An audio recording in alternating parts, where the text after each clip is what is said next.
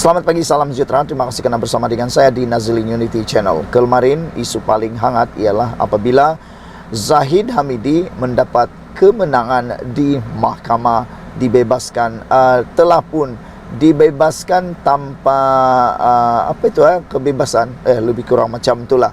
Tapi ramai orang mempertikaikan, mereka kata ini semua campur tangan dan macam-macam lah. Tetapi ini ialah yang ditunggu-tunggu, penafian. Tiada campur tangan kerajaan dalam keputusan kes membabitkan timbalan Perdana Menteri Zahid Hamidi. Timbalan Perdana Menteri Datuk Seri Fadilah Yusof menegaskan kerajaan tidak campur tangan dalam keputusan Mahkamah Tinggi Kuala Lumpur yang telah melepas tanpa membebaskan timbalan Perdana Menteri Datuk Seri Ahmad Zahid Hamidi dalam kes pecah amanah Yayasan Akal Budi. Ini kerana kerajaan percaya kepada doktrin pengasingan kuasa antara legislatif, eksekutif dan badan kehakiman. Tambahan pula, beliau sendiri yakin bahawa keputusan tersebut dibuat berdasarkan fakta. Jadi bagi saya, kata beliau, biarlah proses perundangan itu berjalan dengan baik dan kita hormatilah. Kita tidak akan campur tangan. Terserahlah kepada pihak peguam atau pejabat peguam negara untuk menilai apa tindakan seterusnya, katanya ketika ditemui pemberita di lapangan terbang Sultan Abdul Aziz Shah. Hari ini Zahid dilepas tanpa dibebaskan oleh Hakim Mahkamah Tinggi Datuk Collins Lawrence Syukira daripada 47 pertuduhan pecah amanah, rasuah dan penggubahan wang haram membabitkan dana Yayasan Akal Budi setelah pihak pendakwaan memutuskan untuk menghentikan perbicaraan kerana mahu mendalami kes tersebut. Fadilah berkata, semua pihak seharusnya menghormati keputusan mahkamah selepas proses sepatutnya sebagaimana yang termaktub dalam sistem perundangan telah dilalui. Saya rasa selain yang ini, banyak keputusan lepas juga menjadi keputusan yang kontroversi, tapi bagi saya itu hak mutlak mahkamah. Jadi sebaiknya kita hormatilah, katanya lagi. Saudara-saudara sekalian, meskipun ini adalah menjadi kontroversi yang besar, menjadi persoalan daripada netizen semua ialah, kata mereka, kalau dah diputuskan oleh mahkamah, takkanlah nak kata itu semua salah.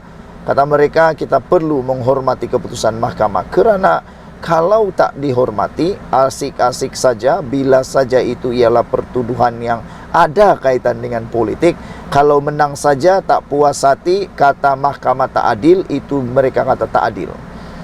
Tidak semestinya mahu keinginan kita, kerana keputusan mahkamah itu muktamad. Jangan sampai anda dituduh pula menghina keputusan mahkamah.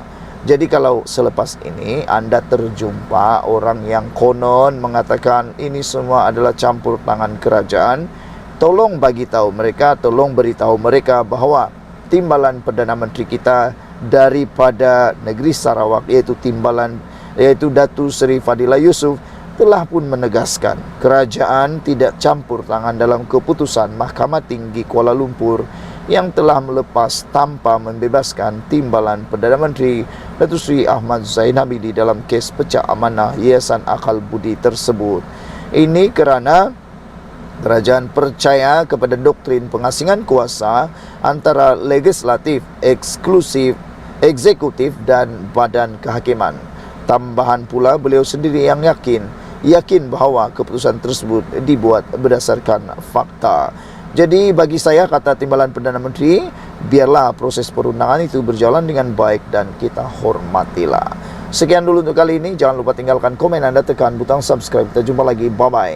Selamat pagi, salam sejahtera. Terima kasih kerana bersama dengan saya di Nazilin Unity Channel. Saudara-saudara sekalian, ini satu lagi pendedahan yang luar biasa yang memang kita tunggu-tunggu. Saudara-saudara sekalian, dilaporkan dalam Malaysia kini, polis cadangkan Hadi dituduh di bawah akta hasutan. Sebelum kita teruskan ulasan kali ini, jangan lupa tinggalkan komen anda, tekan butang subscribe. Itu percuma, menyokong untuk mengembangkan channel ini. Saudara, sejak akhir-akhir ini, isu 3R semakin banyak dimainkan di dalam kempen-kempen pilihan raya. Sehingga kan baru-baru ini, Anwar Ibrahim telah mengeluarkan kenyataan yang mana dengan tegas mengatakan beliau tidak akan berkompromi, dan Anwar Ibrahim memberikan amaran jangan melampau kepada semua orang yang terlibat dalam kempen pilihan raya. Kata Anwar, dia tidak akan teragak-agak untuk mengambil tindakan bagi menjaga kesejahteraan Malaysia ini. Apakah gunanya? Apalah gunanya menang di Dewan Parlimen maupun di Dewan Undangan Negeri kalau negara tergadai kedaulatannya. Hari ini diberitakan dalam Malaysia kini, polis cadangkan Hadi dituduh di bawah akta hasutan. Polis akan mencadangkan Jabatan Peguam Negara AGC menuduh Presiden PAS Abdul Hadi Awang di bawah akta hasutan dan akta komunikasi dan multimedia susulan ucapan yang didakwa mempertikai kuasa lembaga pengampunan. Menjadi persoalan daripada netizen ialah kalaulah Hadi Awang ini dituduh di bawah akta hasutan dan didapati bersalah, seperti juga Sanusi yang turut sedah sah didakwa di bawah akta hasutan untuk 2 pertuduhan. Persoalan daripada netizen ialah kalau Sanusi kalah, adakah Sanusi akan kalau Sanusi kalah, siapa yang akan menjadi Menteri Besar di Kedah?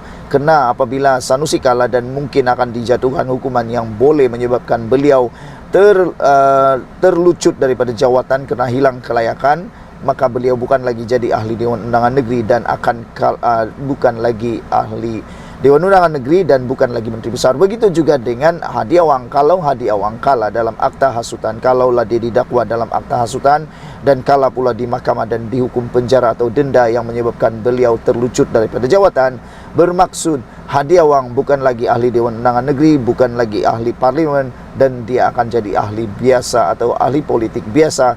Adakah Hadi Awang akan masih menjadi Presiden PAS? Itu persoalan besar daripada netizen. Adakah ini ialah pengakhiran kepada karya politik, kerja politik Hadi Awang dan Sanusi, kata mereka lagi.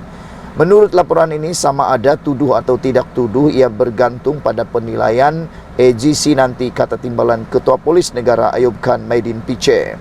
Kenyataan itu dibuat beberapa jam selepas unit siasatan jenayah terkelas Bukit Aman mengambil keterangan Hadi di Ibu Pejabat PAS di Kuala Lumpur pagi tadi. Hadi disiasat di bawah seksyen berhubung ucapannya di Johor pada 26 Ogos. Dia berkata pengampunan kepada pesalah yang diamalkan di negara ini tidak sesuai dengan ajaran Islam. Katanya, anggota keluarga mangsa jenayah yang berhak memberikan pengampunan, bukan lembaga pengampunan. Kes itu sebahagiannya daripada kes agama, raja dan kaum 3R.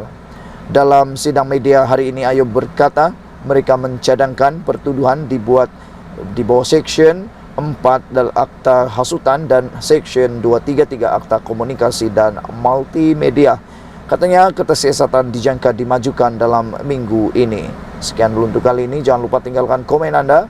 Sila tekan butang subscribe. Kita jumpa lagi. Bye-bye.